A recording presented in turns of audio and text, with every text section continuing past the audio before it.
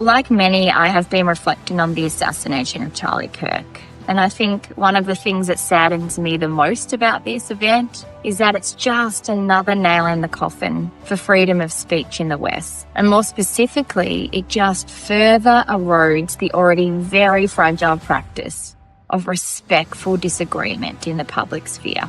When I was at university, our lunchtime meeting place was fondly known as the Agora. And in ancient Greece, the Agora was a place where civic and community life played out.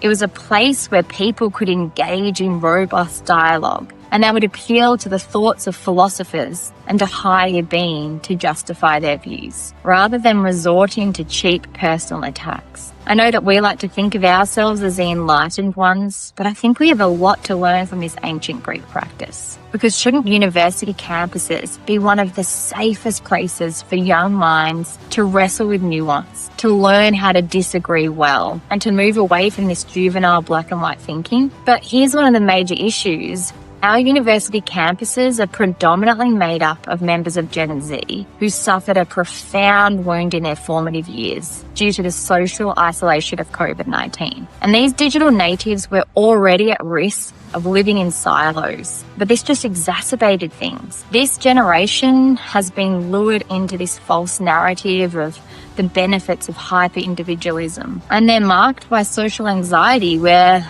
the messiness of community life just puts some literally in fetal position. When they are face to face with someone who has an opposing viewpoint, they don't know what to do. They'll either respond with silence, cancellation, or vilification. And it's easy for them to be keyboard warriors hiding anonymously on digital forums. And the social media algorithms just exacerbate this by curating echo chambers that just reinforce their own ideologies.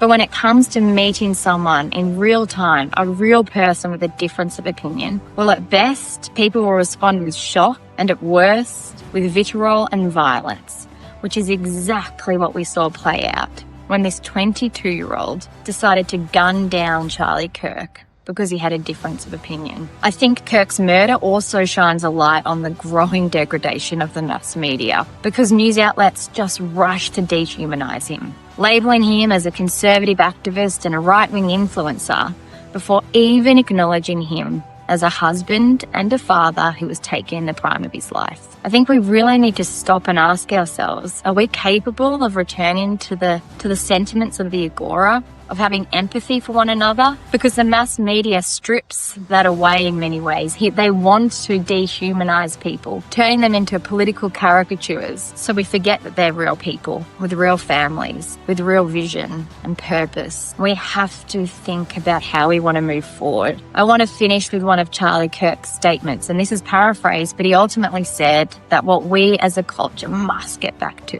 is learning how to disagree well, so violence isn't an option.